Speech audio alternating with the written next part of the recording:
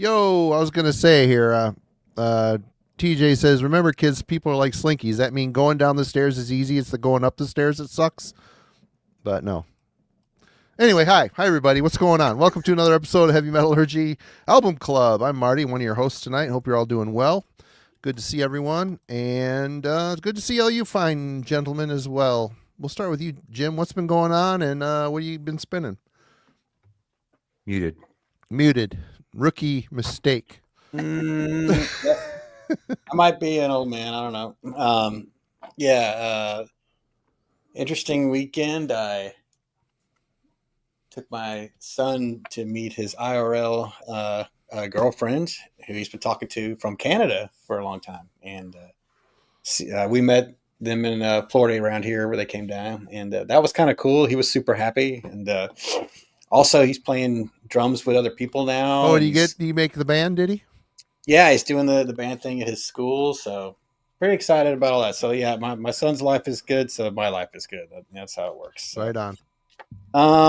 So yeah, on the drive down there, I decided to revisit some old favorites of mine. So it'd be a boring showing because I'm going to stick to mainly one band, but revisiting Desert Island album for me, Altars, undisputed classic. I mean, what can you say about this? It's just a perfect record from start to finish. It completely changed my life and brought me back into the depths of hell. Changed a lot of lives. It really did. At the time I had, at the behest of the guy, a guitar player playing band, I started listening to a lot of other kinds of music, and Morbid Angel brought me back to my senses. Yeah, right. I never left metal, but I mean, it brought me back into the darkness. So thanks to the Grind Crusher comp, which is where I first heard Chapel of Ghouls, and then it brought me into it. But I love this album, and I've always had much respect for Devin for calling his channel Maze of Torment. So that is one of my favorite songs on this record. So I love it, man. Every time I go back to it, I'm just like, ah. Oh. So after that, let's hear the Sick. I love this one too. Its production is very divisive, but I like Alter's production better. But I do like the weird production on this. It's so strange. The tom's really loud and the guitars are super clean. But just the such great lines on this.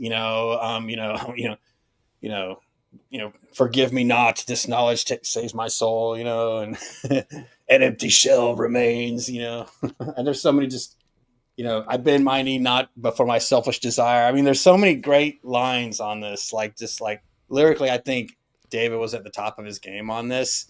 I was just walking around, my house today, just yelling out the lyrics. I'm sure terrifying my son and my niece, screaming at satanic lyrics, walking around the house. But yeah, love it. I definitely think, lyrically top of his game there.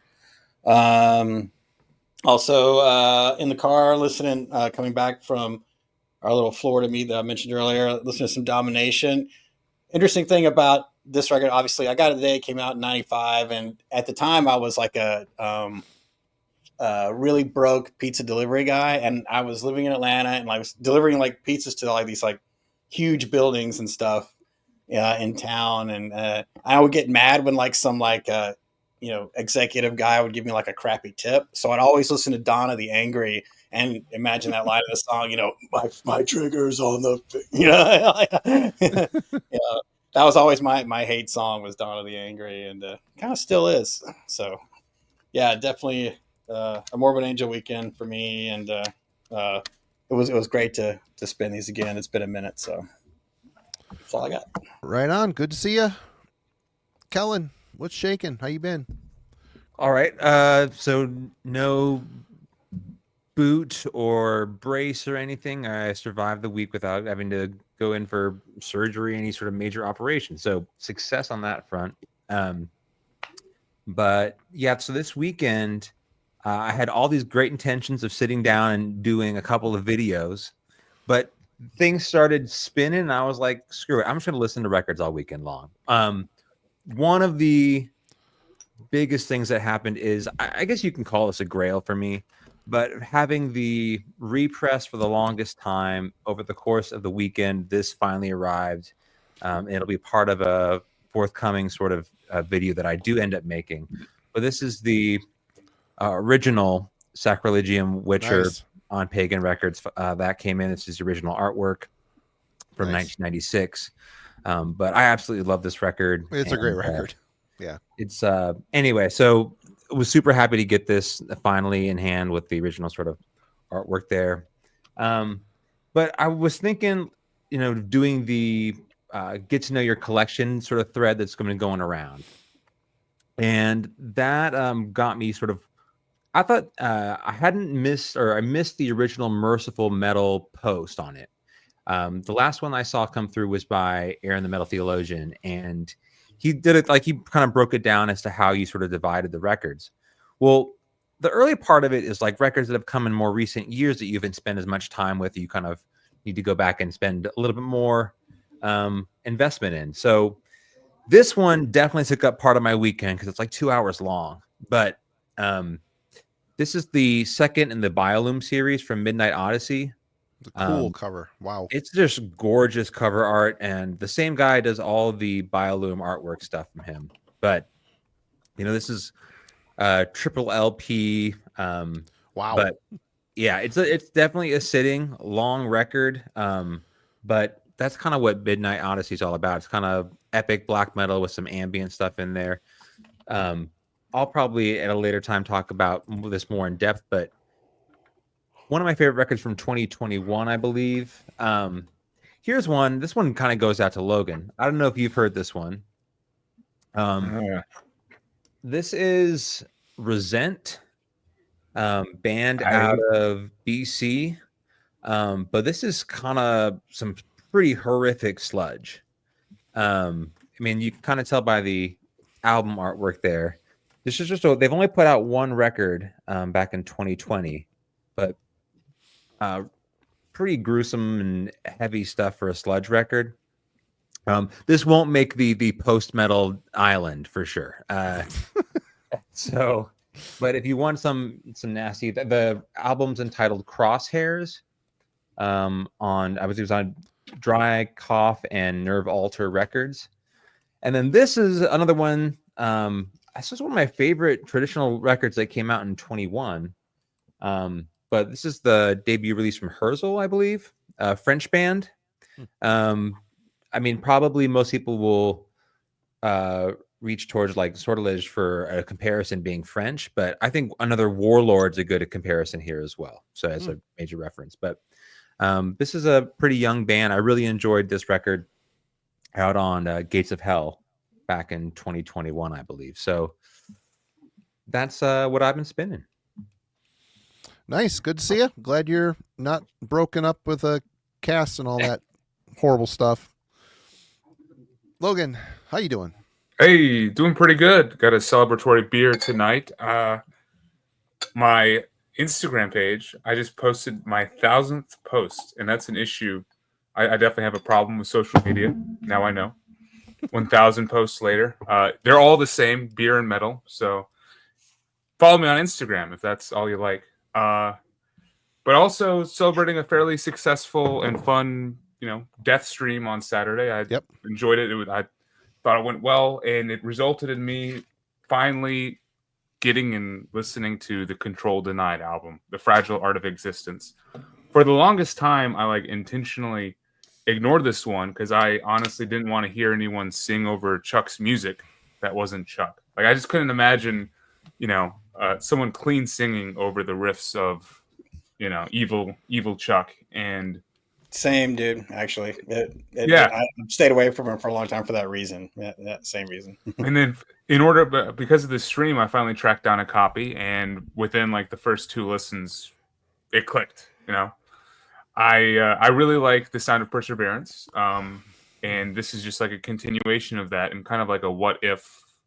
It was really cool to see where Chuck's mind was going and what he kind of wanted to do, and yeah, I wish he was able to continue in this vein. Honestly, I still kind of bummed he wanted to leave death metal, but at the same time, this is pretty good. There's some very cool and emotive songs on here. I definitely get he wanted to go down the the Fates Warning, the Queensryche, these progressive bands that are able to pull at heartstrings and stuff, like those rabbit holes. So yeah, it's cool to finally own this. And Jim, did you end up listening to it, or are you still?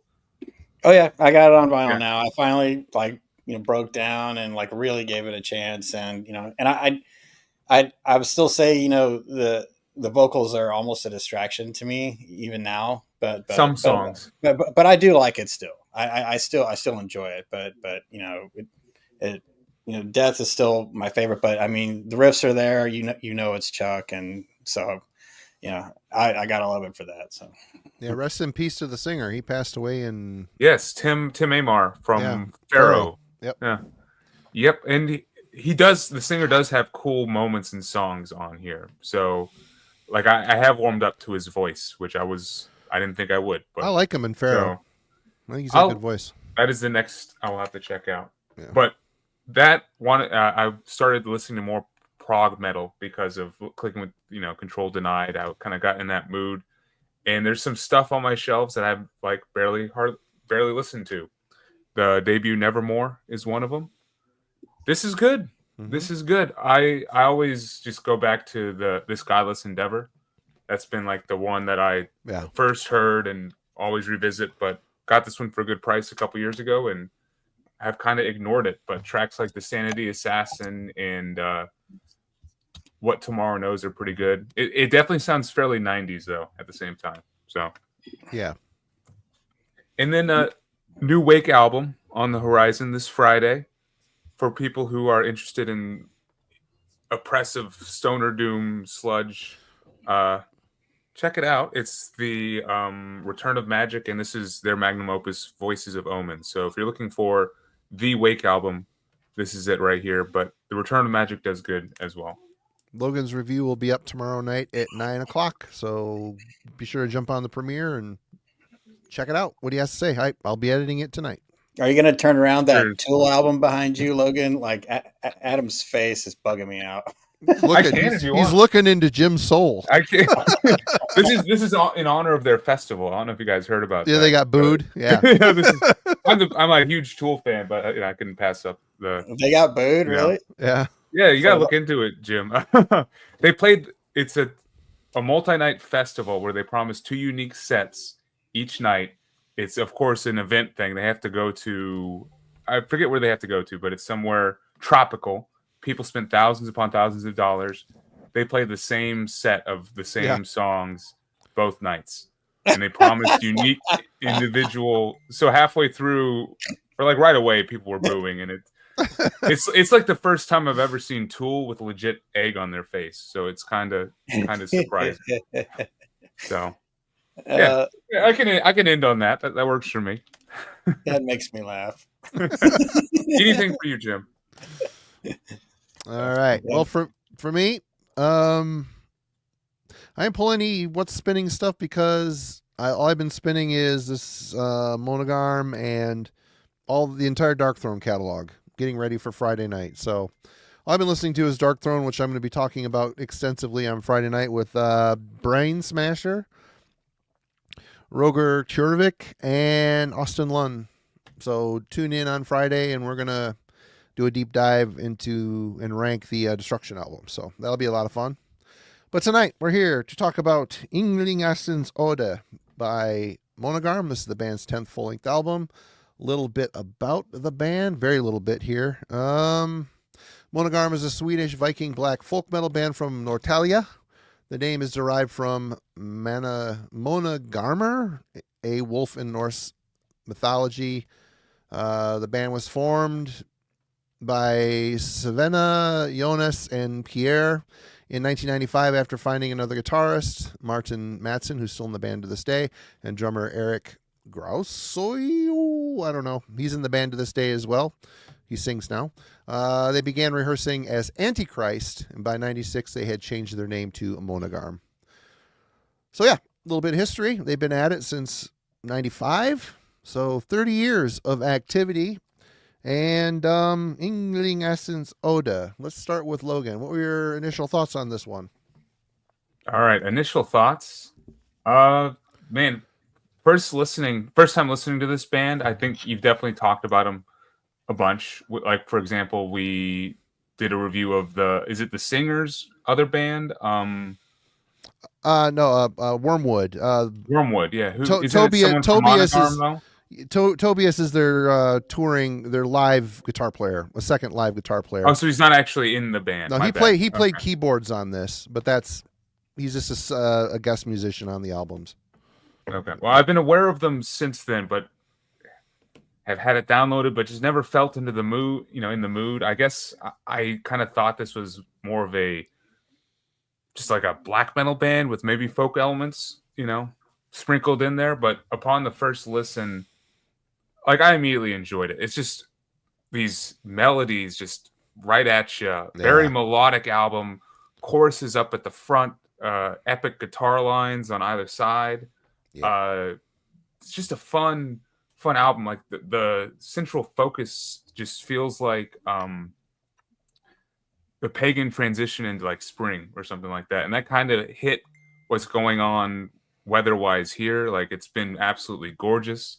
We're enjoying it while we can, but I don't know. This album was kind of like the perfect vibe for the changing of seasons around here, and I was kind of just put into an immediate good mood. Like, it's kind of just a fun album. Like, it has emotional depth to it as well, but it feels a bit more lighthearted, especially on first listen. And I was definitely, enjoying it on my first spin. I'll dive into the music later on, but like the first spin through, I was not worried about the music. I was just having fun with the choruses and not knowing what the hell they're talking about, but saying, yeah.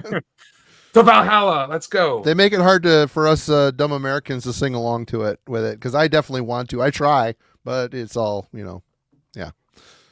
All right, Jim, your thoughts? Well, as you know, Marty, the first time I heard this was in your vehicle, and we were coming back from Vertigo, I guess last year, and it was Parker's pick. We were taking turns at the helm for spinning, and after El Mucho, El Power Metalo, I was certainly glad to hear something that had a little more aggressive vocal. Yep. But from a melodic standpoint, very akin to power metal. But I love what these guys do so well is that aggressive vocal, but yet it's still melodic. Like he's singing, screaming, kind of. It's such a very unique kind of take on metal vocals, and I would assume that's super difficult to pull off. And and that to me is like kind of the kind of what Logan was saying as well. Like, that's kind of the core of this band. These big choruses, these these bridges that sort of build up to that's what these guys are all about. Is like that build up, and then that big clouds parting release. But at the same time, this really strong folk background that's always ever present, that sort of is the center of their band. And then I was interested when I went back to their early stuff, like even on the very black metal debut, back in '98 or whatever, I was checking that. You can still hear that was really all they were about. Now, It's easy. It would be easy to dismiss them and say they're on Napalm, so yeah, they're going to do that stuff, right? But man, these guys were always doing that, and it just, it was always at the core, the foundation of their sound. So the fact that they kind of went more melodic later on, I don't think takes away from, their energy at all. So this was definitely an enjoyable listen for me. Even though, I can't pronounce Swedish or whatever, We apologize to our Swedish speaking viewers. We're going to be rolling our eyes a lot. I think I might not even try tonight. I might just go track 4, track 5. But regardless, it was fun to try to like yell along with this kind of stuff. And but yeah, before I go, one more thing. I got to go back on the Tool thing. Did you hear Brent Hines quit was kicked out of Mastodon too? Well, we will be talking about that too. Jim's having a great week over here. But first, I got to say, so in I guess it was 96, 95, I don't remember, something like that.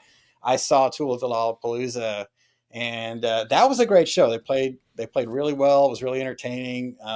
And you know, it was about, you know, even though like, you know, Maynard had like on some kind of like, you know, Phantom of the Opera mask on and like a fake long hair thing, it was still really more about the music. But then I saw them on the Lateralis tour because my girlfriend wanted to go at the time. And man, I'm sorry, that was a joke, dude. It was like Cirque du Soleil, man. Like people climbing up curtains and everything, and like Maynard's in the background on a raised circular stage, like behind a curtain the whole time. Like the band's up front, and and then Adam comes out and plays like the same note, like the low E for like literally 10 minutes. He kept going. Bow, bow. I'm like, okay, man. There's art. And then you got your head up your ass. And dude, they got their head up their ass. So I'm sorry, man. To hear they got laughed at like those, like the Fire Island thing they were trying to do makes me happy. Yeah. So yeah, like I said, I'm not taking anything away. I love Anima. That's a great album. You know, Opiate's a great debut as well. But yeah, they could take it down a notch, man. We don't need Cirque du Soleil in our music, buddy. You know, I was the only one in the crowd that like the lights went up and everybody's like, yeah, and I was like, what the fuck was that?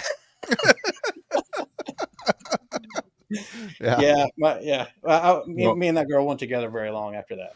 But continue. All right, good story, Kellen. First impressions. I don't have too much to sort of differ between Logan and Jim's contribution here. Yeah, a very melodic listen. So it was also for me a first time listening to this record and this band. So not knowing exactly where they come from in terms of their discography, but kind of looking at the album artwork and getting a brief description of the band last week. Knew it was kind of going to have some Viking thing, which we sort of immediately start to think like, okay, it's something around black metal kind of, but this is I mean, the North Sea is supposed to be a pretty treacherous place. This band feels like it's navigating a lazy river. It is just easy, breezy, beautiful Viking stuff. I love that. It just also like reminded me, knowing, you know, Marty's affection for European power metal, you know, there's a bit of it in here. Just, I mean, we'll get this deeper into the songwriting stuff, but just how well the songs are sort of constructed around a chorus and key sort of melodic statements. Because I don't know the lyrics, I don't know the song titles, but like I had memorized melodies pretty early in this listening cycle. Like I remembered when it would come around to track yada yada. So, but that was my experience. Is just this was an incredibly melodic listen, and to Logan's point, kind of pretty easy to listen through. You could just kind of let this ride. So, yeah. I've heard the first couple records I had in the distro back when they came out. They were on Displeased Records. I got copies of them from Displeased Records, and I liked it. You know, I hung on to the CDs for a minute, ended up getting rid of them. I think I marked the quantity wrong in the distro, so when they sold them, like, crap, I have to get my copy I saved for myself out. But yeah, it was Tobias's The Rock vlog, where, you know, he does tour vlogs when he's with Månegarm and with Wormwood, and I got to kind of watching them, and you kind of get to feel like you get to know the band, and then hearing some of the live stuff, I'm like, God, this stuff is really good. It's really catchy and strong melodic foundation. I just picked this one up just to check it out, and if Kellen's right, this is a very easy album to process. I mean, you're all right. It's a very easy album to process. You don't have to challenge yourself. There isn't like you don't have to work through a barrier to get to the heart of what this band is. It's built on melody, 100%. And, you know, you get mention the European power metal thing. There are moments, I mean, the core foundation is black metal with folk elements and Viking metal, all that stuff, but there's an easiness to it in the really upbeat sounding melody lines. Put me in mind of power metal. It feels somewhat digestible, more easily digestible because of that influence, whether it's purposeful or not, probably not. It's just the way the melody pans out. But man, we're going to get into it. But the first song, Freyr's Blood, oh my God. That song just absolutely kicks my ass every time. It's so good.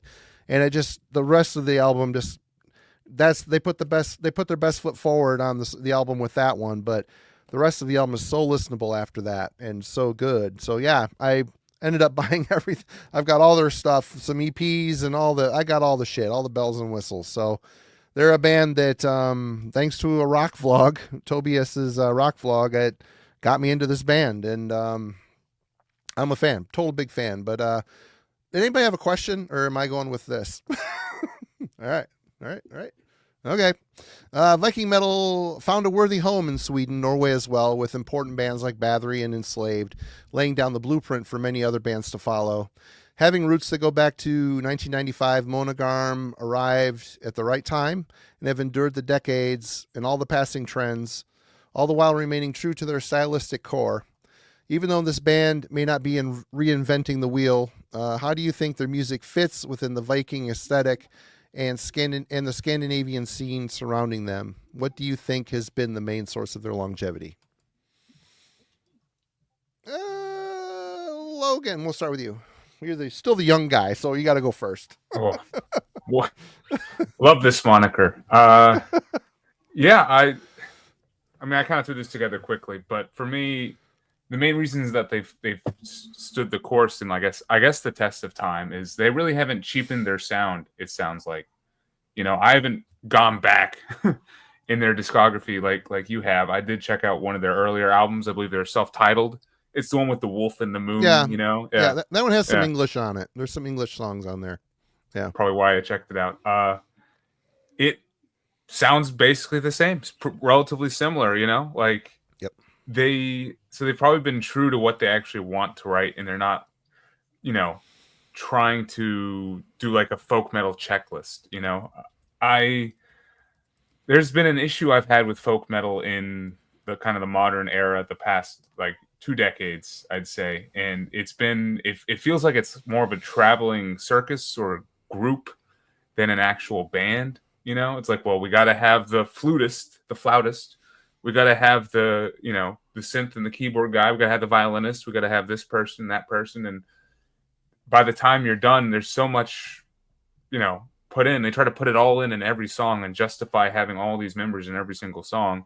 You kind of lose track of, I don't know, the uniqueness or the metal core of the album. And I think Månegarm sound like they have retained that, we're just a 4-piece or a 3-piece, playing metal, and we do have a violin, but it's not the front of it's not the forefront. It's not the core of our sound. I think it's a pretty integral part to the sound, though. It's in every song, but it's not like the main focus of the song. Not, it's definitely not the I'm talking about the difference between this and like Trollfest or Illuvaty or Equilibrium, where it's like the focus of the songs. Corpicalani, yeah. It's like, here's this fun, ditty on a violin and vodka, and that's the song, So to me, it seems genuine, and that they're a metal band first and like a folk pagan metal band or band second, and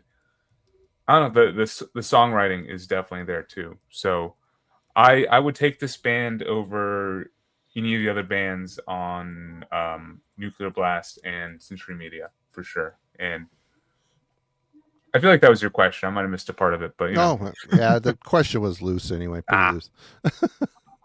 Kellen, thoughts? So it fit within the Viking Scandinavian aesthetic. I mean, 100%. I think I don't know enough about music, right, and theory and like how Viking sort of melodies composed, right, like in terms of scale, how you would actually build around that. But that is at the heart of what this band is. What's I think interesting to your question though is like you listen to early whatever had Viking era Bathory or Enslaved. I mean, that's very specifically coming from a kind of black metal background. I'm not too familiar with this band's early catalog. And I thought it was interesting because I do know like Moon Sorrow's catalog pretty well. And Another one that jumped to my mind was, Falkenbach. They're for that first record's on No Colors, but the second one's on Napalm as well. Mm-hmm. And I think just to highlight that, like the second Falkenbach record to me is super Viking themed, over the top, and to the point be kind of corny almost, but where I think this band succeeds is like where they fall within that spectrum of its black metal appeal, or to Logan's point, the part that always Moon Sorrow, you could sort of compare that to where Fintroll was, right? You had this two sort of opposing band members or opposing sides of this sort of band member. One was clearly rooted in more like grand, epic black metal sound. The other one was much more, it's the party, right? What's interesting about this band to me is, no, they may not be the traveling circus, but there is a lighthearted nature to this. Mm-hmm. And I think that's probably the crossover appeal, is they're true enough to like what key elements in terms of melodic components that you would need to have a Viking sound. But they've probably progressed towards something that is potentially more and more approachable through the years. And I don't think they turn into something that is all out, parody of itself. I do think the subject matter, like they're writing sincere lyrics, they're coming from like a sincere background, like in that regard, I think it's credible. I looked up some of the band members and the other projects they're in. They're primarily like they're other folk, right? Like this seems to be where their extreme metal influences concentrate. Mm-hmm. It's just that so much of them are interested in sort of ancillary folk metal projects. So that's probably in terms of longevity side of things. I think if they had strayed so far into being just kind of like a good time party band, which, right, it's in America, it's municipal waste. In Scandinavia, it's whatever, like it's Ailstorm or something. So I think that just is a key element that separates them, I think, from becoming irrelevant, and still having this sort of crossover with other bands that seem to be coming from similar circles, right? Windeer, for me, was never the most extreme black metal project, but they had really powerful melodic statements, right? And I think there's crossover in terms of the appeal, right?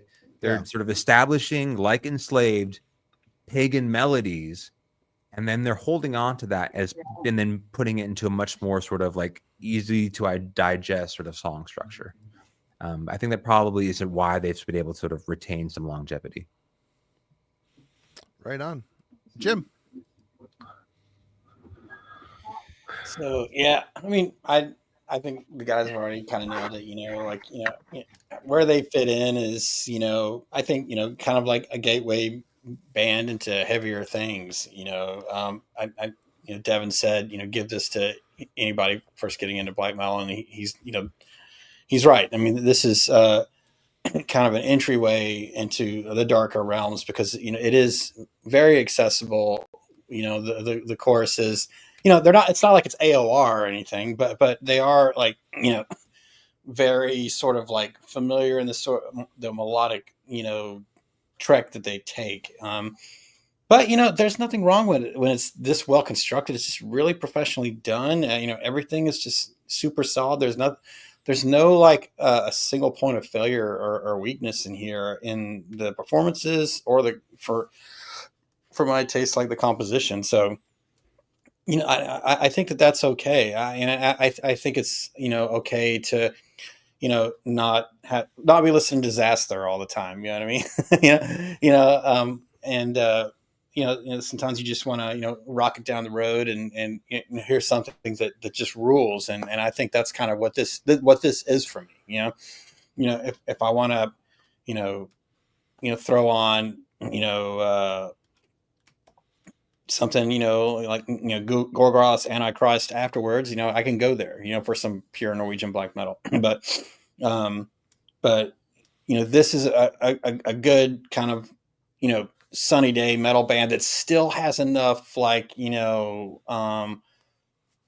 piss and venom going on, to,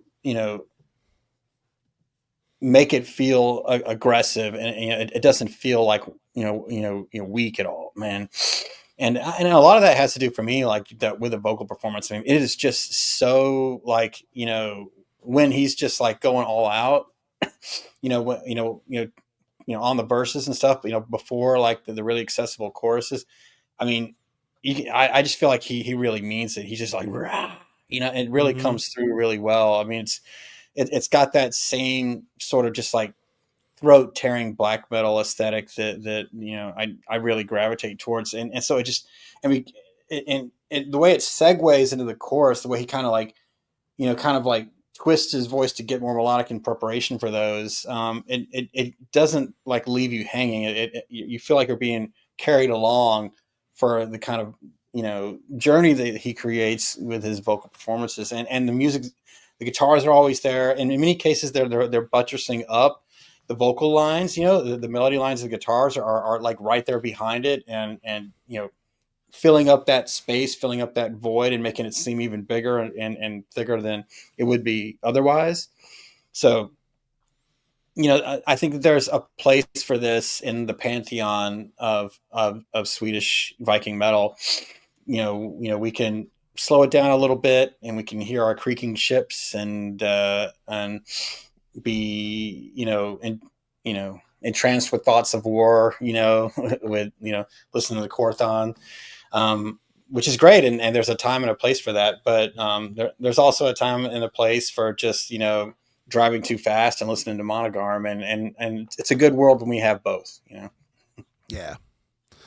And like I said, having watched a bunch of, episodes of this rock vlog, and, they don't call themselves a metal band or a black metal band. They are rock and roll. I mean, they just did an interview with Jerry from Rauta, and at the end they're just talking about rock and roll. And I just get the impression they're older dudes, and even though they are adhering to a black metal foundation, they never, like Devin mentioned here, they never ditched it. They started off a lot more aggressive, but still there was a common folk thread throughout their entire career. They never ditched the metal part of it. And just their use of melody, it gives it a very airy accessibility. It's easy to, get into.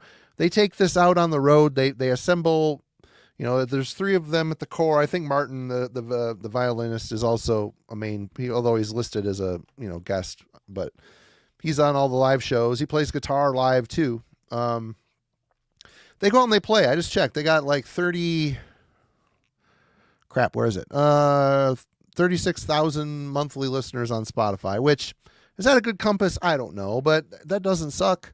And they haven't put out a new album in, 3 years. So their accessibility is such an earworm, and they take it live. They can play it live. They do a great job live. And the fact that they still have that metal, they've never distanced themselves and, well, we're not screaming anymore, we're just going to sing, or we're just going to do this or that. They stayed true to their course. All the 10 records have a consistency to them, and the songs are really good. So, and the Viking aesthetic, I think it's here. It's I think kind of a modern take on it, but the violin is a very nice touch. And they do have an EP that's all acoustic with, there's no harsh singing on it. It's all acoustic instruments and violin, but it's an EP. They didn't do it, as a full length album. They just released it as an EP. So yeah, Kellen's right. That they definitely are into the folk stuff. I've seen them playing on the rock vlog at people's weddings. I'll go up doing the acoustic thing. So, I mean, they're just a band, I think, that loves music. They love what they do. They love what they are. They are very in tune and comfortable with their sound. And this album is an indication that they're just refining it. Are they reinventing sounds a little bit different from Månegarm? No, it just sounds like they're refining it and getting better and better and better. Stronger melody lines, more powerful choruses. I think, the Viking stuff checks. Jakob, the drummer, he, they call him the historian in the band, and whenever they go on sites, he's the one telling them what means what and what this is and what that is. I got the impression he's a teacher in that, like a historian or a history teacher or something, but they never really say. I'm assuming, but he writes all the lyrics. It's all very, very researched. It just there's an authenticity to this band, and they don't go over the top with it. So something like Korpikalani or Fintroll, where they mix this Finnish Humpa music with metal. It's like, oh, it's so hard to. It's cool, it's interesting, it's unique, but it's goofy, And this doesn't. They're very authentic. The violin lines are excellent. I mean, Martin's a fantastic fiddle player, and the way they incorporate it and the melody lines in with the music, it feels seamless. It feels organic. It's just solid all the way around. Let's discuss the musicality and composition of Ynglingaättens Oda. Logan. Hey, so yeah, first let me take a stab at trying to pigeonhole this into a style or a subgenre, because I mean that's kind of been coming up in the chat a little bit. I at least saw Devin talking about it.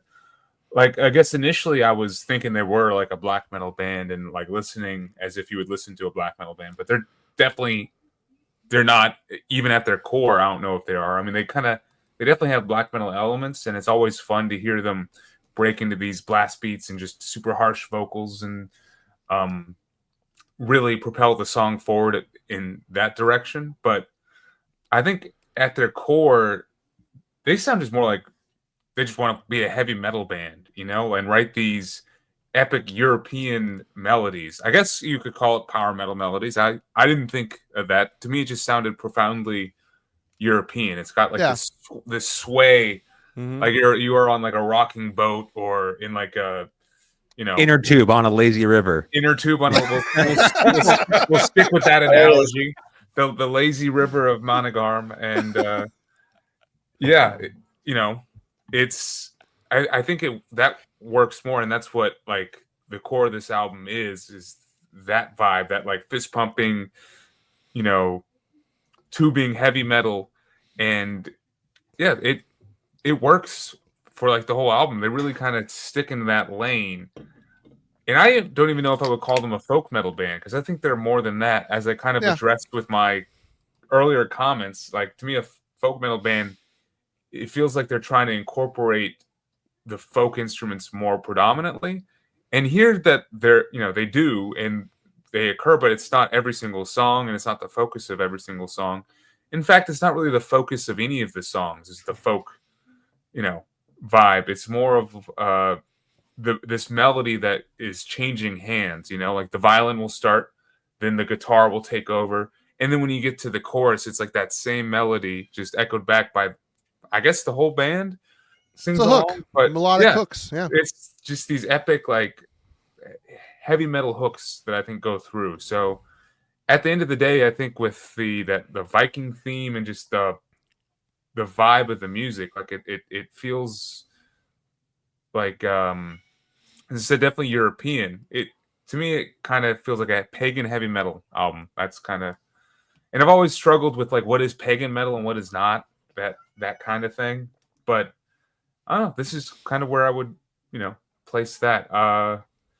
So yeah, from there, I do like how they incorporate the folk instruments. As I said, the violin is perfect because it's not always the forefront of the song.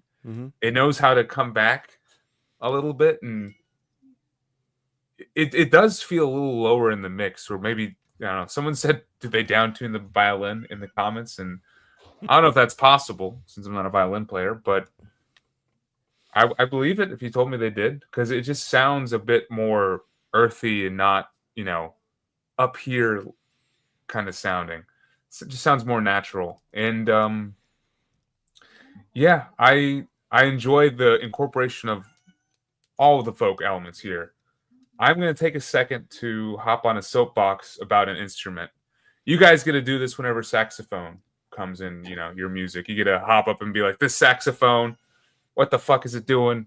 So is it called a hurdy-gurdy? What's the fucking instrument that sounds like a slinky rolling through the wild west? The hurdy-gurdy, you hold it and you like roll this thing, and then you push these keys that push to suppress the strings. Are you talking weird, about like, the mouth harp that's on Oh, track yeah. 5? is that what, is it a mouth Yeah, harp? yeah, mouth harp. Yeah. Yeah. It drives me crazy. I'm sorry. That's my instrument that, like, I didn't even know it was a mouth harp. I've been trying to figure out what the hell it is because it pops up on like Moon Sorrow albums and all of those other folk bands I've talked about. I'm like, what is this weird, like, Wild West sounding slinky I- vibe that I'm with you there, man. I've never gotten behind that one. That one annoys me. it just is like that doesn't fit. I don't get. I mean, it actually probably does fit and is very culturally relevant, and I'm wrong, but at the same time, I don't know if I like it. Now we know what Logan's getting for Christmas. I'll take a mouth harp. Yeah. Sounds like a fellatio thing. Let me see. That only pops up in like one song though, for like 10 seconds. So, it's not often I get the chance to complain about it. So I was going to take it while I could.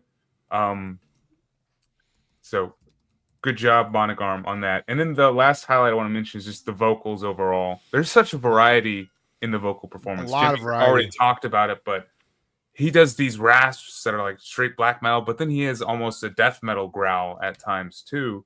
And I think my favorite is when he's just segueing in between. Like he just sounds like he's caught in between trying to carry a melody and sounding harsh, and it just sounds very emotive, and you're kind of in on the ride, So yeah, definitely a big fan of the vocals on here. They sound earnest and genuine. So Kellen. I don't have too much to really add there.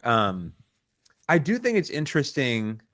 You mentioned, Marty, this album opens with Freyr's Blood, and to me, it's like potentially, maybe I will get to our favorite songs later, but it really stands out in terms of the songwriting and just how this record plays out. It's interesting that they've put that right at the front of the record to me, because it feels like you get over this mountain of a track and you kind of descend into this kind of easy rolling thing.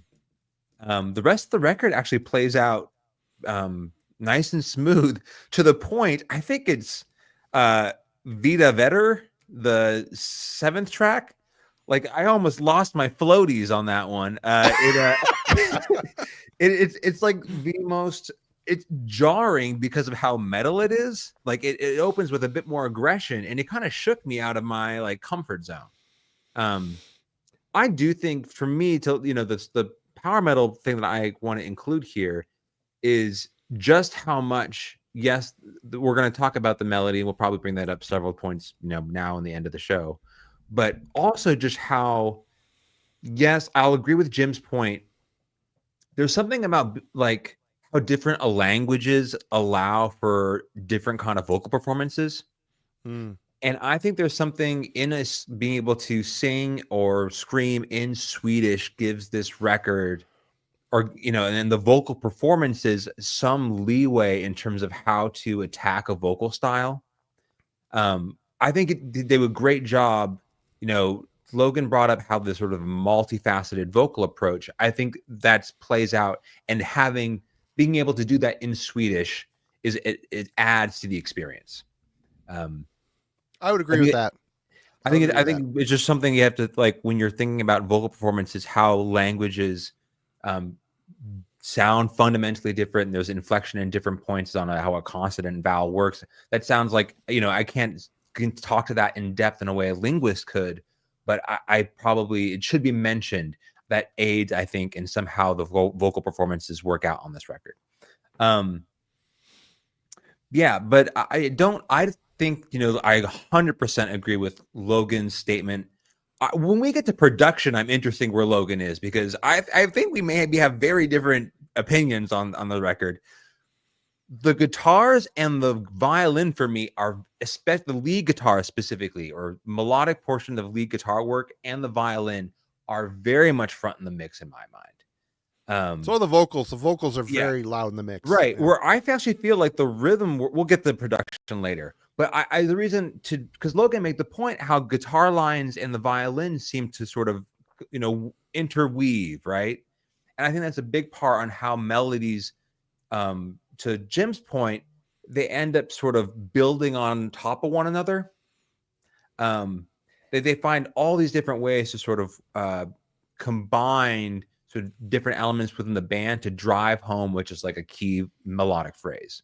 So anyway, I'll pass the torch here and let Jim jump on, but those are my thoughts there. Right on, Jim. Yeah, this is one of those moments where you guys have covered all the bases. It's gonna be hard to fill the gaps. But I'll just say that musicality, composition. Yeah, man, and these guys are obviously pros. They've been doing it for a super long time, and if you're not just casually playing your instrument at shows or or at rehearsal, you can't help but grow and get better, get tighter, and their growth as musicians is apparent. I mean, it's extremely solid. What the standout for me isn't really so much the riffs of this band, but it's the harmony guitars, the dual guitar lines, the melodic guitars going on. There's a lot of artistry there, and in the way that they, I've already mentioned earlier how they follow the vocals, but they'll do counterpoints as well. And, just the guitar work in general, there's a lot of attention to detail here in the way that they phrase, they're writing, they're putting their measures together, in ways that are memorable first, and interesting second. Not flashy, but certainly not, overly simple either. They're kind of walking that delicate balance where, you're intrigued by what they're doing, but you're not distracted from the overall song. I do think the vocals take a lot of precedence here. They're all about, what their themes are, and that hasn't diminished, since '98 when they started. They are very much, Viking lore and all that. But like Logan said, you just can't help but feeling like it's earnest and that they mean it, and that they're really passionate about their subject matter, and it's if we're wrong, well, they've done a damn good job of convincing us or convincing me anyway, that they are really into what they're singing about, and really want to kind of bring those old stories up into the modern day, via metal, which is a wonderful way to do it. The drum performances are solid, not spectacular, but really, really clean. The fills are well placed. It's almost like the riffs and the drums of this band are done in such a way where they only support the themes. They only support like the vocal lines and all that kind of stuff. They don't get in the way. And that may sound like a criticism, but it really isn't. I mean, it's just that these guys have so much attention to what they're doing overall that, flashiness with their riffs and their individual performances, isn't really what matters. It's like, what is the overall sound? When we throw in the violins, when we throw in the vocals, we throw in the featured vocals with the female singers with a guest harsh vocal guy. I think he's on track 7. He comes in, he has his own little style going. It's all about what is the overall, aesthetic that we're pushing out of the speakers, and with some bands, I would take issue with that, but they're so good at overall what they're doing that it doesn't bother me that, like Marty said in his question, they aren't reinventing the wheel, but altogether it's so strong that it's okay because it's done extremely well. That said, there are moments where their instrumentation can evoke emotion. Like on the first song, in that interlude around the 4-minute mark, there's a very, very sad and forlorn sounding solo that they play, and I just love that part. And it kind of intertwines at about a minute later with the violin. And it's one of my favorite moments on the album, and it's because they are playing this line that kind of transcends the notes and makes you feel something, and that's really what it's all about. When you're taking your music down a notch, and you're not just, and I love, hey man, I'm the guy who brought Destructor to the table last week. I love to be bashed over the head with metal. Yeah. But if you are going to take it down a notch, make me feel something, right?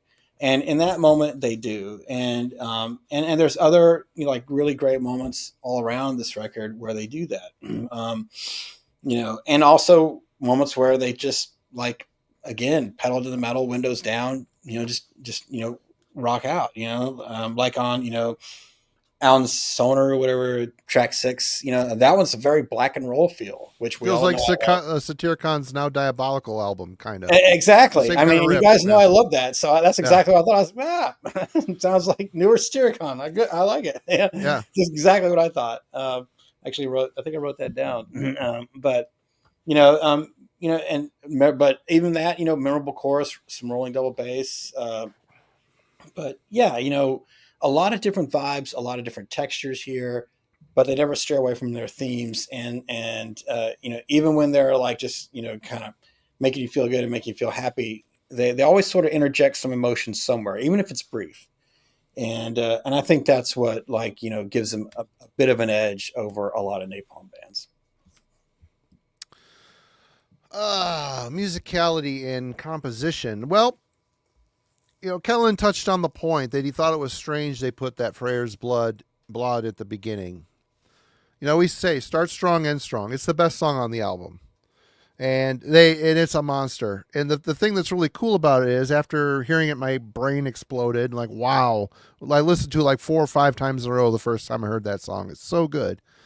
The rest of the album afterwards does not maintain the same intensity, but neither does it fall flat, which is a sign of their thoughts behind the structures of the songs, the pacing of the song. Because there's a couple tracks on here we'll get into that do fall into the Bathory Hammerheart loping kind of Viking metal plod. There's one song that's got kind of a waltz to it. There's like a march type of vibe to it, but they're interspersed throughout the album. And then they end on that, really kind of sad folk song at the end, which, if you're not going to end with the bang, end sad. I mean, that works too for me. And it's a nice way to end a fairly solid, well-composed record. But the musicality, I love the fact that, we'll get into the production here in a minute, but how each instrument is given space to do what it needs to do. It contributes to the whole piece at the end of the day. There's nothing that's too loud. There's nothing stepping on this or that. You can hear the bass lines when you need to. The solos and the violin are at a really nice spot. The vocals, a bit loud in the mix, but there's such a focal point, and Eric is such a confident singer that it really kind of pulls you into the meat of these tracks. I don't know. I just think the musicality, they're top-notch musicians, but they do not overburden the songs with wankery. It's very much, everything is the right level. If you start getting too crazy, you start to lose that you start to lose the hooks. You start to, overcomplicate something that doesn't need to be so. The complication, what makes the song complex is all the lines that you weave together to come out with something that a person at the end wants to listen to again when it's done. So I think the musicality and composition of this record is exceptional. And even though they kind of started with a very long and explosive song, that song is very much everything that Månegarm has to offer all in one track. And it's a 10-minute song, and it doesn't feel like it. Like I said, I'll spin the song 3-4 times, and at that point, I've listened to an album's worth of material in the first song, because it's so well written. The blast beats are so exact and tight. Eric's vocals when he's screaming are just so searing and just the right form of black metal for me. I just love that, and the singing is fantastic. The metal, everything is well done. It's excellent. Let's talk about the production. Sorry, I'm going on, but I'm going to talk about the song again in a minute anyway. So there you go, Logan. Hey, honestly, no complaints about the production for the core of the album. As I've kind of said, I mean, the core is the instruments that carry and push the melody forward, and they have central, spotlight in the production here. It feels warm and inviting, but still sounds organic. Like it's not too clean of an album. I think if it was too clean and polished, a lot of the vibrato and like emotive elements of like the vocal performance would be lost. And even if it was too, harsh or not as, polished, you would lose some of that vocal like tenor as well. So I think as far as like the guitar and the vocal performance and the violin and everything, it's perfect. And as I said, just to compliment how they fit in the folk elements, it's not too forward. Like it sits right at the even keel with the guitar, and even the guitar can go above it sometimes with like the epic melodies that they'll play. And I kind of appreciate that a little bit more, that the guitar can sound heavier and more out front than what the violinist is doing.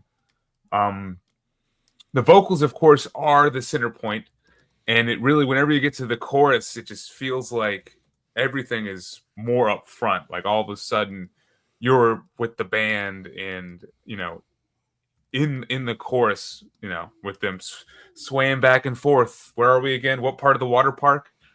It's the lazy river. Yeah. So it works for that. I do think they kind of sacrifice a little bit of the rhythm section, kind of. I initially just wrote down like, where's the bass? I hear it every now and then, but that's kind of it. But then at the same time, whenever I think back to this album, I really can't remember what the drums were doing, like with the drum performance. I mean, it's not the center point, it's not the focal point, but then at the same time, At the same time, I hardly remember what the performance was trying to do in the song. So that might be my one nitpicky complaint, but at the same time, I think the magic of the album lies within the melody and the instruments that can carry the melody. So they put it forward so well. And once again, just to highlight, like the vocal performance on here is phenomenal. I really like the production around his voice, and just, as I said, you can really hear him transition between like the gravelly to the clean and back and forth. And he's got all these different tones that really help the songs in the album feel different throughout. So yeah, the core is perfect, and really the rest is just nitpicking. Kellen. Yeah, I mean, I've a lot to agree with there. I do think this record also, I will say, sounds on the warmer side of things. And that's not necessarily, it's not a bass heavy record. I just think that the amount of vocals compiled along with the way the guitars are tracked give this record a kind of ease to it. But it does not sound cold. It does not sound sterile.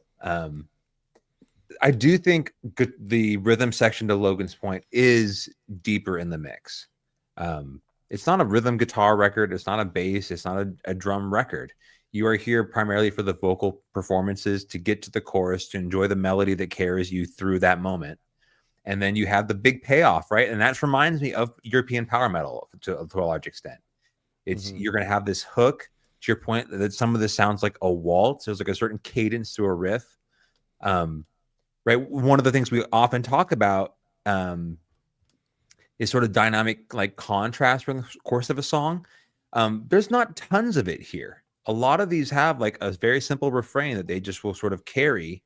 And then you get to this big moment where 20 people walk into the studio, the entire crowd joins in, and you sing the chorus together. Like, that's, to me, kind of the enjoyment here. So the way you can hear, though, like all that vocal tracking does deserve some credit, right? Being able to parse how many different vocals are going on and hear how they're complementing one another, I think is a standout for me. While the instruments kind of take a backseat overall in the production, I do think that the way the vocals are tracked and the way that they allow sort of like a symmetry between lead guitar work and the violin work, for example, I think that should be highlighted on this record. Jim. Hey, Logan, Animatronic Beavers is the name of your grindcore band.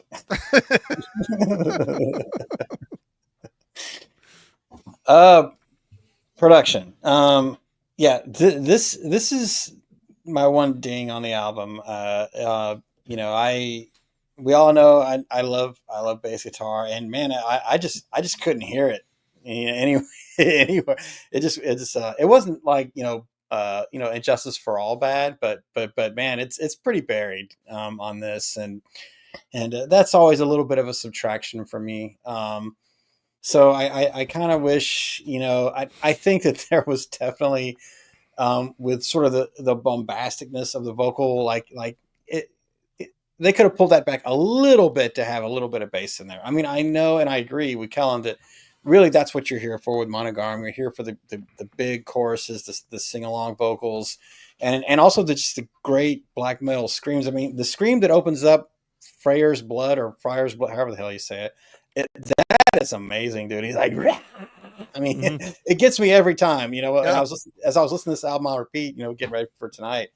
Every time that come around, I was just like, invisible oranges all the way, man. The dude's got it, and in that, so you're here not just for the melodic sounding vocals, you're here for the aggressive ones too. So I get it. I have no problem with that, but I think there would have been a little bit of space, on the spectrum for them to dial it back a little bit, put a little bit of bass in there, but it's a minor criticism. The fact that I listened to this album several times before I even really thought about it, oh, hey, I haven't really heard the bass. I mean, usually that's something that happens to me very quick. As a testament to how strong the album is and how good the production is in really every other way.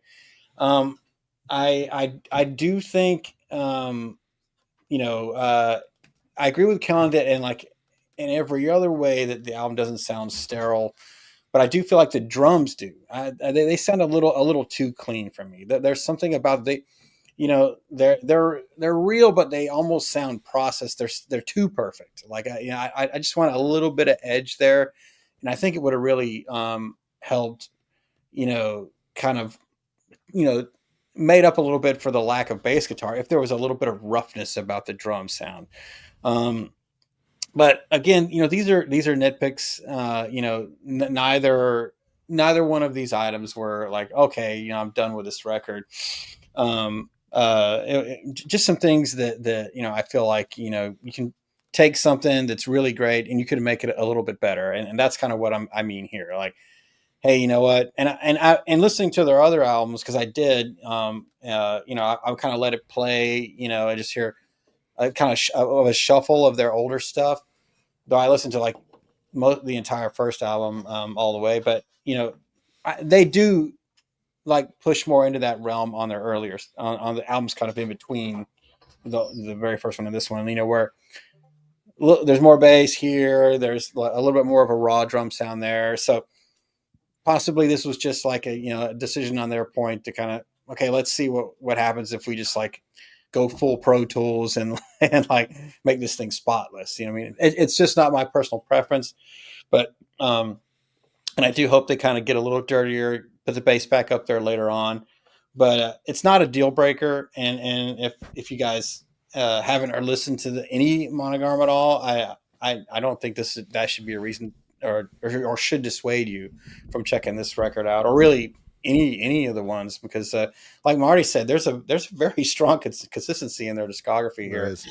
And which I was kind of surprised by. I'm like, surely there's a turd in here somewhere. And there was that was after lineup changes. I mean, they know what they are and they stuck with it, which is cool. Yeah, and that's great. It's like you said earlier, Marty. They've stuck to metal and they stuck to their Viking themes. The way that they present their metal may be a less aggressive than where they began, but it's still heavy. The vocals are, when he's not scream singing, they're just as aggressive as they've always been. I mean, they're blood curdling black metal you're hearing on here. So, they've still got that fire. They still got that energy. And I don't see these guys slowing down anytime soon. Production. I've seen some people online saying, where'd all the energy go? Where'd all the energy go? And there's two sides to this production. I think it's a very well produced. It sounds excellent. It sounds very modern. And in spite of it being very clinical, they did not lose the feel. I mean, the violins sound very organic. The acoustic guitars come in, sound very organic. The thing I was trying to figure out, what is it? Yeah, Jim's right. The drums are very clean, very crisp, perfect.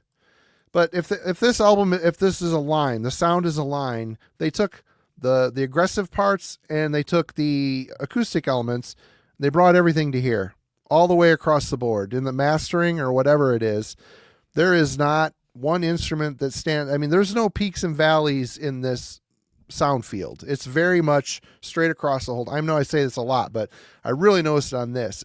Everything sounds great.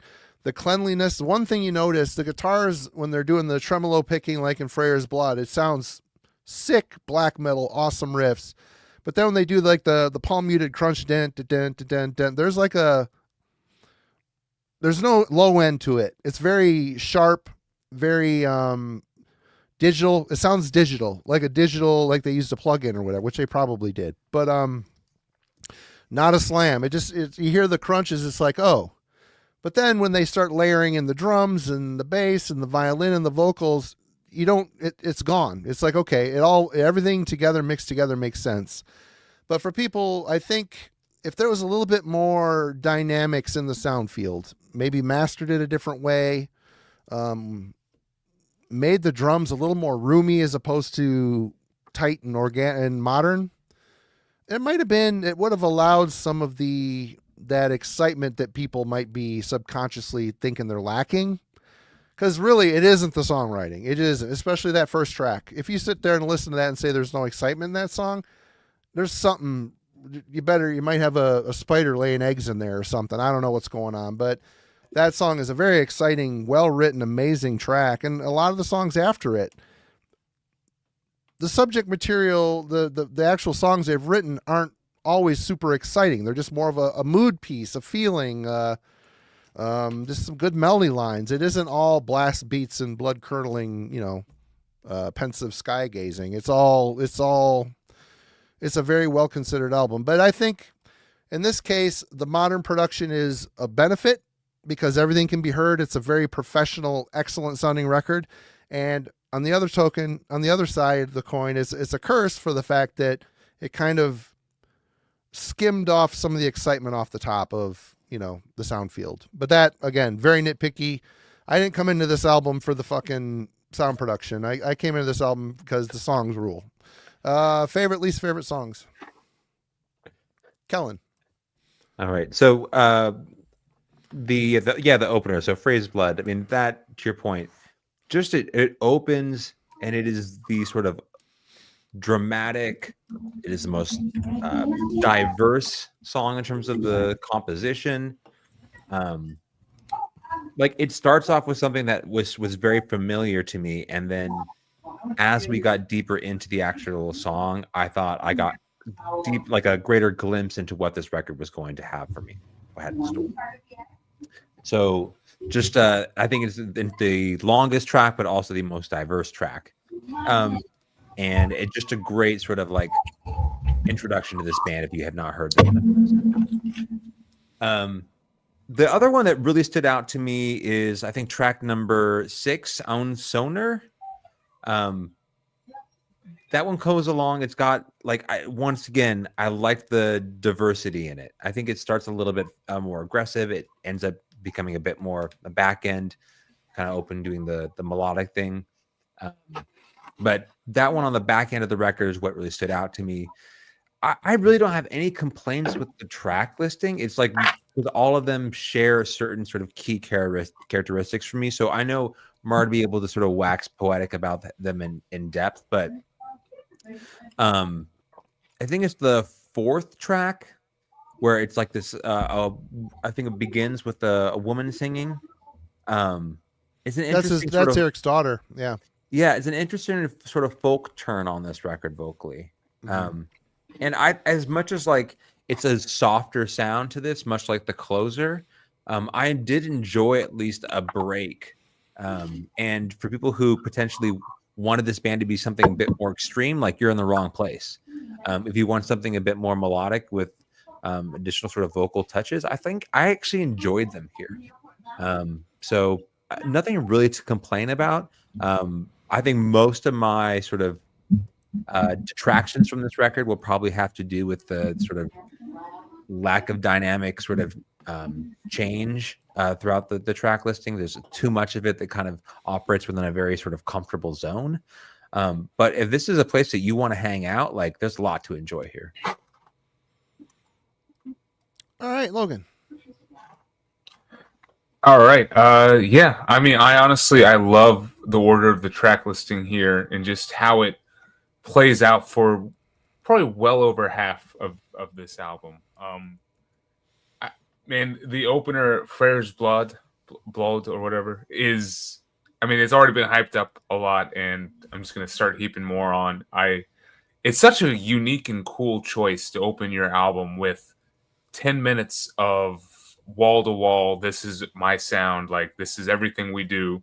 Here's the black metal piece. Here's the epic chorus that comes back multiple times. Here's like the more dynamic side of it. And yeah, they make it work. Like, to me, it definitely felt like it was Månegarm basically showing off all that they have to offer for the opening song. Like, I think that's a bold statement for your first track. Like, I'm typically used to thinking, you want that first song to be a barn burner, like a quick burn and turn kind of thing, get you interested, and then you would hold off till later for a 10-minute song. But they proved me wrong in this scenario, and it does not feel like 10 minutes. It feels about the same as any other track on this album, like 4.5. So then to me, the two best songs are smack dab in the middle of this. And it's probably like my favorite part of the album is right in the core. And it's because like they're at opposite dynamics and opposite ends of the range that Månegarm does. It's that ballad that Kelly, you were talking about earlier, and it's I guess Eric's daughter sings on it. It sounds somber, melodic, and then right after it comes the most frolicking and like folky tune with all the guest singers and like the full long haul singing and stuff. Strids Galton. Yeah, I love that song with the daughter singing on it in Snara of Gold. It's really cool if you listen to it on on headphones when she's singing. He's like whispering a line under the same line underneath it. It's kind of haunting. It's a nice touch. It's cool. I need new headphones. I did not hear that. Yeah, that's cool. But how they wrote this song was, I thought, really well done. It was immediately probably the first one that stood out to me outside of the opening track, just because in the beginning of the song it like builds and it drops with her clean singing, and then it builds again, and then at the very end that's how they end it. It sounds like it's a funeral dirge or them marching off to a battle that they know they won't win. But then the next song comes on, Stridsgalten, and I guess they won the battle, or there are tons of beer halls in Valhalla, because this is a fucking party. This is the folk metal party anthem that, Trollfest wish they wrote. It's got energy, like the verses just like rock back and forth, and it's got this just triumphant like heave ho kind of sound to it. And I love the vocals on it and how it builds up towards the end. Like these are both songs that I think they build in a bit of a unique fashion in comparison to the rest of the album, and that's kind of why they stand out to me. I will say I do also like the track after this one, Ons Sonar, track 6. The you guys were always talking about is the Satyricon song. It's pretty phenomenal.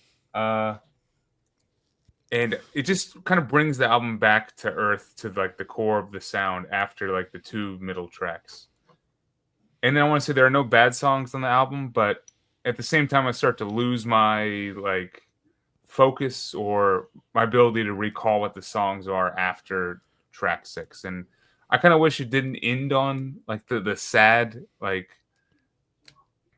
acoustic outro, like, maybe a little bit more energy to carry out what they've already done, but at the same time, you know, it still works and it's not a bad closer. It's just I feel like it plateaus and then it kind of ends on a downward note versus like continuing to, you know, rise up. But yeah, it's my track list thought. All right, Jim. Yeah, not to beat a dead horse here, but I will. That opener is just stellar, man. Freyr's Blood is killer. I already mentioned the killer scream, extremely memorable chorus. I love the slow down interlude, and you know where it gets quiet and you know and contemplative, and then you know the sad guitar line that I already talked about, and then the oh you know that kind of helps bring it back up, and the quick tempo and pummeling nature of it when it is going fast. What was I saying here? Can't even read my own writing there. I had a good point and I can't read my writing. How about that? That's what happens when you're left-handed, guys.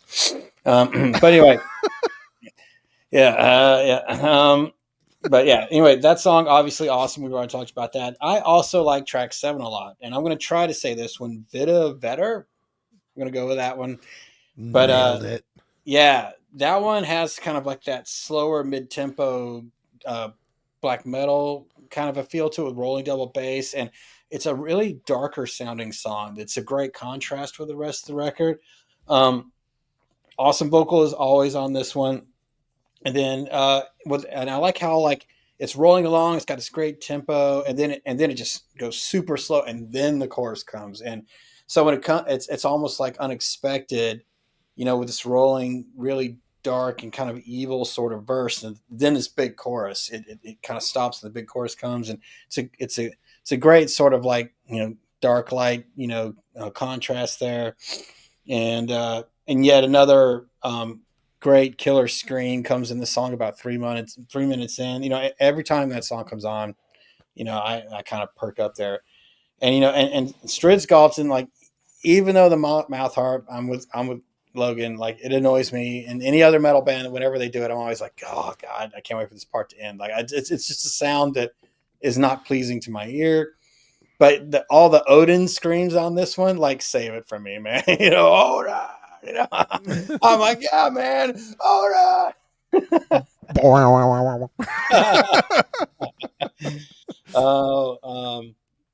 So yeah, and that song also has like some of the thrashiest sounding riffs on the record too. So it's a kind of a great contrast. There's a lot going on in track 5. It's a really great song.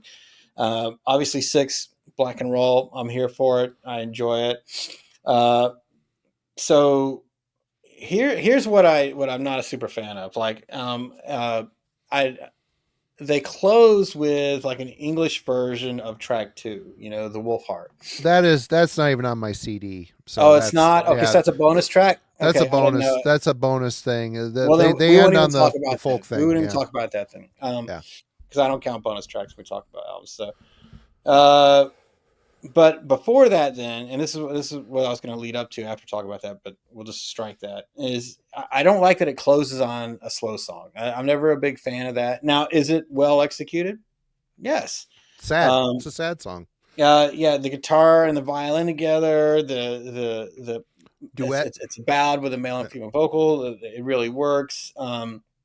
I just wish that it appeared in a different area of the song, because there's so much energy, really throughout the album, and there are ebbs and flows in speed and attack and quiet moments, loud moments. But I to go out completely quiet when you came in so loud just felt like a kind of a downer for me. And so I just again, nothing wrong with the song in and of itself. I don't like the placement of it. I do wish it was put somewhere different. So yeah, just a little bit there, about the kind of like the song order. I think it's a little out of whack, but yeah, if you're new to this band, obviously hit play, first song, amazing. And honestly, I didn't even realize it was 10 minutes long until probably like the 4th or 5th time I listened to it. I was like, hey, how long is this song? I'm like, oh wow, okay. And that's always a good thing, when the song is like, so strong that it, even with all the different like moods and elements of it, it doesn't drag. But yeah, that one, and for me, track 7, Veta Vitter, that sort of dark kind of contrast to the more like summer breeze Viking metal. It really kind of recenters the record for me. So. Lucid Mirror says it has to close on a slow, sad song because the story of the Ynglingaättens saga is a tragedy. In that case, for the concept, it makes sense, I guess. But yeah. All right. I can't get over how awesome the first song on this album is. It's just, it blew me away. There's the fierce, accurate blast beats, completely majestic waves of tremolo, black metal melody lines. There's dissonance and beauty together on this. I love the stacked choir backing vocals, but there's a point. It's a clean, the da, da, da, da, da, da, that whole part. There's like this vocal line. It's just so absolutely triumphant and amazing. And it gets me all misty-eyed every time. Coming out of this blasting thing and it goes into this clean vocal line that just soars. And it's a playful melody line in his voice. And it's powerful and it's triumphant. Every time I get goosebumps, man. It's like, wow, what a well-written fucking counterpoint to the blasting that came before it. Eric's vocals right here. It's very varied on this song. Harsh screams, deeper growls, crystal clear vocal lines with a triumphant feeling. And he does this combination where he's singing clean, but he puts a fry in it a little bit. So it's kind of like a meaner clean singing. His voice has got a ton of, like Logan mentioned early on, so much variety in his voice. Martin's violin lines, mighty and add valuable melodic hooks. He's highly valuable asset to the band, I think. Though they don't beat you over the head with the violin. It's just always a really nice sweet spot or accent. Sometimes he'll take a solo. Sometimes he's the main melody line, holding the main melody line. Sometimes he's kind of back in the background, just accenting things. It's just really well done. This is perhaps the best song I've yet heard from this band, and I have all their stuff. It's one of those that I'm going to listen to it at least 3 times if I put this record on. But I mean, after that, the album doesn't fall flat. The Ulvhjartat, it's more of a rocking black metal vibe with endless melody hooks, amazing catchy chorus with clean singing, and the Adels Fall, another majestic melody lines. It has kind of a lighthearted, head-nodding beat and a waltz to it. Endlessly catchy, the main guitar melody line to the song. They go back to it on several occasions. They know how to, they write a solid hook and they play it throughout the song to really stick the song in your brain. But then you get to, even more marching kind of Viking metal, Bathory-esque tracks like En Snara av Guld, which is the one with Eric's daughter on it, and Vita Vetter. Kind of plotting and mid-paced on the album in the Bathory tradition. But of course, Eric is a far better vocalist than Quorthon ever was. Let's be honest. Quorthon, there's a charm to Quorthon's voice. You love it or you hate it. He tried, like Twilight of the Gods. His vocal performance on that album is a train wreck. It is. I don't know if he had a cold when he recorded them. Heaven Shore was cold that day or what, but it was, yeah. I really like they take the waltz, the Bathory Hammerheart waltz, and then they add their own unique way of layering melody lines and instruments over the top. And then you have an amazing singer to really sell it. They place them in the right spot on the album. The Aeons Sonar, the main riff, has the rock feel of it in the vein of Satyrcon's Now Diabolical era. But with, of course, violin and clean vocal pad. That was the first thing I thought of too, Jim, was Satyrcon. Yeah, and then they end the album with track 8. Focuses on the band's folk side, and it's really well done. It's tasteful. It's simplistic. You've got a violin line, you've got an acoustic line working together, and Eric and Eleanor singing together. Beautiful accompaniment. It's a heartfelt, sad song, and I thought it was kind of tasteful how they ended it on kind of more of a mournful note, where, I mean, it's kind of the one thing that the album hadn't really touched upon, really, and they go out on a sad note. It's cool, and I will comment on the English version of that song they redid. I was listening to it on Spotify. And, I speak one language poorly, and the fact that you listen to how the English words fall in the song, how similar it is to the Swedish, it's like, it's amazing how the syllables and everything kind of fall in the same places. I thought for anything it was interesting. Like I said, I don't own that version. I just have the 8 songs. Is it necessary? It isn't. It's just kind of they did it in English. It's kind of cool to hear how the difference between the English and the Swedish is, but very similar. Again, Eric sings his ass off and crushes it. But yeah, this album, there is nothing on this record that makes me I didn't feel that at all. Yeah. Do I wish there was maybe one more Freyr's Blood, maybe in the middle to the 3/4 point of the record to kind of give it that uptick again? That would have been really cool, but I have 0 complaints. There's no songs on here I dislike. So let's get to Judgment. Final thoughts. You running out and buying this, Clifton?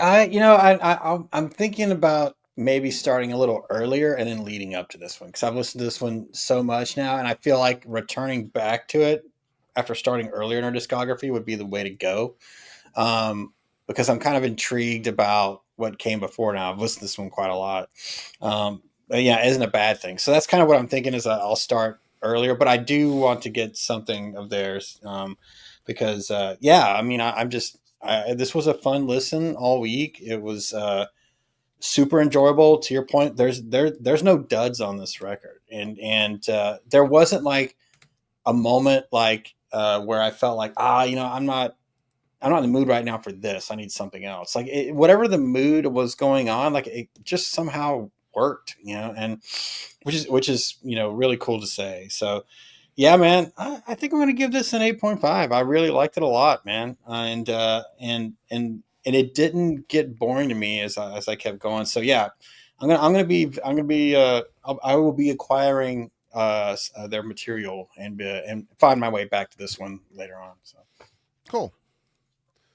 Well, I feel good about that. I didn't know, because I know we played it for you and you were like, "Oh, it's okay" in the car, and at that point, I think your brain was mush from all the power metal. 4 hours. Yeah. Well, to your point, like I didn't think I was going to like it that much. I thought this is gonna be more like a 7 kind of a record for me. But it was one of those things. I put it on and I liked it right away, and I was like, this is better than I thought it was. Like it felt it was more impactful to me now than it was that day.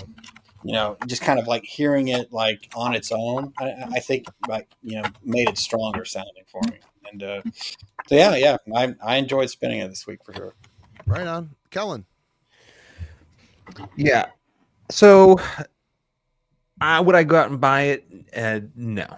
I think in this style, I do tend to lean towards something that is a bit more of a true extreme metal listen.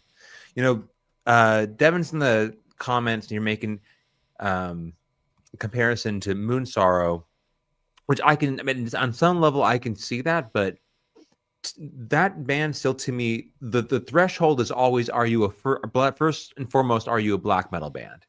That's it. I need that to kind of be established first, and then I start to feel more open to engaging like the sort of Viking and pagan elements.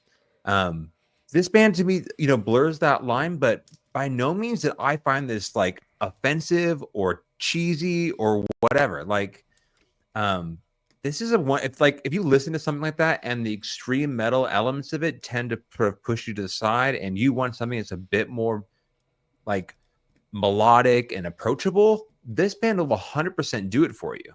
And like that being said, like I haven't barely begun to scratch the surface in this world, right? Like where this band sort of begins, and like Thurfing, and like I'm looking at all these sort of similar bands on Metallum. Like I had early Thurfing albums and I got rid of them. I wish I didn't, because I'm kind of been interested. Like I've heard a couple songs on Spotify. I'm like, shit, why did I get rid of those records? They're probably worth something now. But anyway, yeah. ahead, sorry. So there's an entire world here, and I wonder how much of it is coming from Sweden, given their sort of power metal leanings, right? If this band were to be on stage with Hammerfall or something like that, like I would totally get it. And they sound totally different, but they also appeal to in so many ways to the kind of songwriting style. The Hammerfall embraces the cheese big time. Right. Me and Parker saw them. They had 4 songs about hammers, and then Oscar came out playing a guitar shaped like a hammer. I'm like, man, they're hitting us over the head with the hammer on this one. I don't get the cheese factor with this band. This is not a cheesy band. This is not a cheesy band. I don't want to say that, but like in terms of enjoying a show and being able to sing along, I 100% can see that there's a connection there, in my mind at least. And like listen to the early Hammerfall stuff, it's not as cheesy. Like. So anyway, what I'm trying to say is like this is a really approachable listen, and I by no means this week would like turn anyone away from it. If this sounds like something you're into, like 100%, I co-sign it. You'll enjoy it. Right on, Logan. Yeah, I had a absolute just blast listening to this week. I mean, from listen 1 to listening to this right before hopping on the stream, I enjoyed it every time. It kind of showed me that I don't have enough albums like this in my collection. And talking about like that iceberg of this kind of bands, like this style of pagan folk metal, I don't think I've really chipped away at it that much. I do have a Thriving album back there, and I've been jamming a lot of Moon Sorrow actually this week, but I want to get more into it this year, and I'm really interested in, delving more into this band and specifically bands kind of like this, but then like starting to get a little bit more extreme. I know, the band you guys were talking about earlier in the chat. Why am I drawing a blank? Because I've heard some of their stuff. It's all good, but. Yeah, I absolutely enjoyed this, and I'm open for recommendations. I'll probably will pick this up hopefully tonight if I can find it for a cheap price. This definitely scratches the itch that I wish bands that are on Century Media, Nuclear Blast, and oddly enough Napalm would scratch. And this is kind of that. This is just fun, anthemic, memorable, and still metal at its core. And yeah, for that, I'm definitely interested in investing money and time in this band and bands that are similar. So definitely an 8.5 for me, though I think it has potential to maybe grow, or maybe another album in this discography could be higher. So I'm curious to check out more of Månegarm.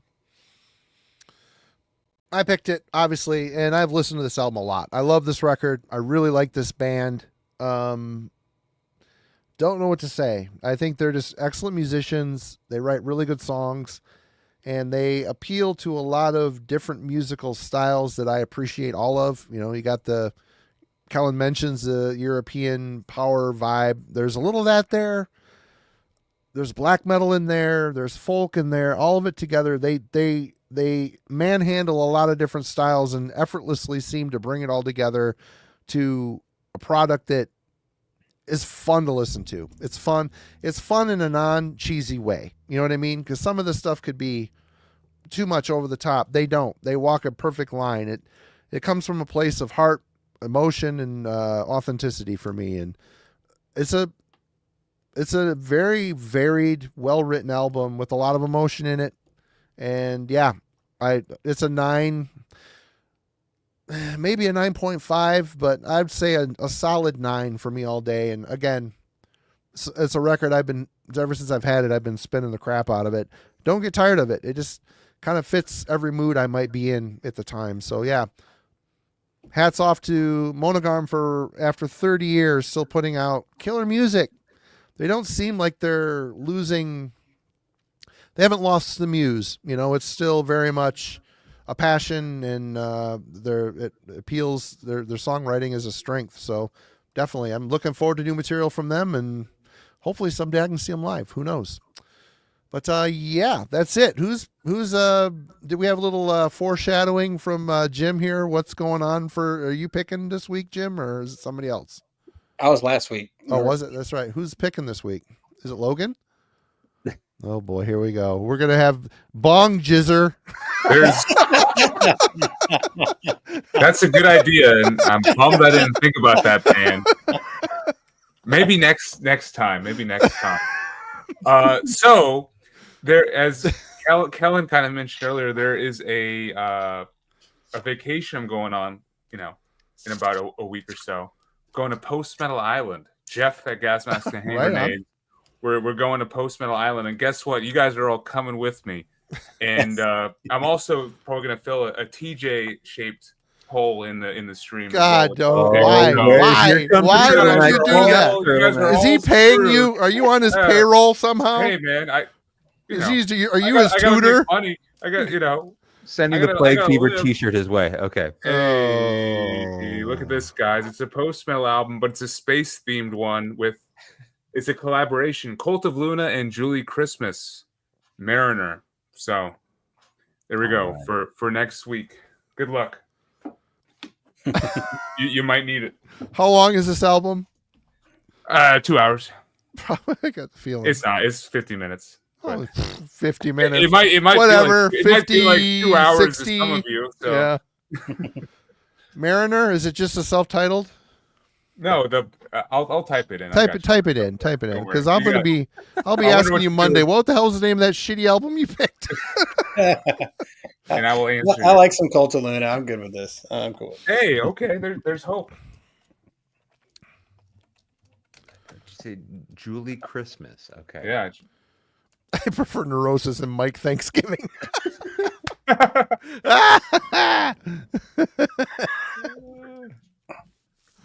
Cult of Luna and Julie Christmas, Mariner. That rolls off the tongue. Okay. Yep. Well, we'll be back on Wednesday with Jiminy Christmas and Cult of Tuna. And Friday, don't forget, we're going to be doing a big Dark Throne deep dive / ranking with Austin Lund from Panopticon, Roger Chervik from Norway, and Ben the Brain Smasher. It's going to be a lot of fun. Alan's going to be away, so while he's away, we're going to cover a band that he does not want to listen to too much, so it'll be fun. Been listening to a lot of Dark Throne this week. Kind of over it.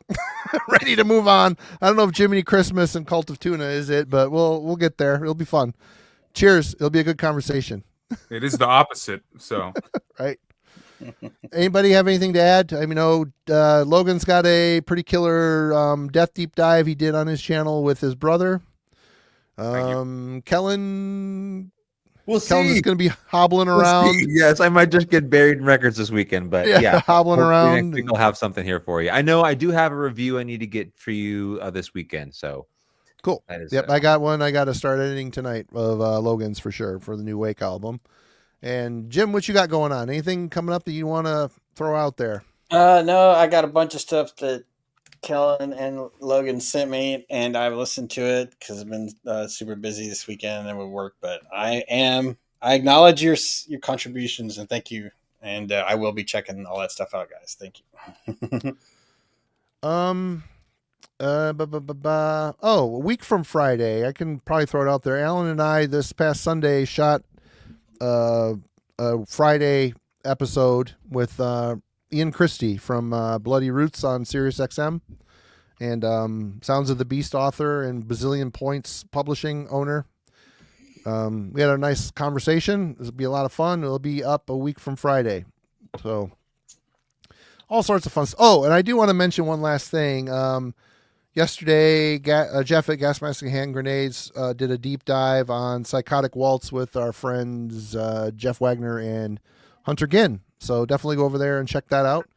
It's good to see Jeff's face out in the public. Very good. Very cool. And I guess that's it. Anybody, nothing else to add. We're going to jump. Thank you, everybody, for watching. And we will see you, this group, we'll see you next week for sure. Cheers.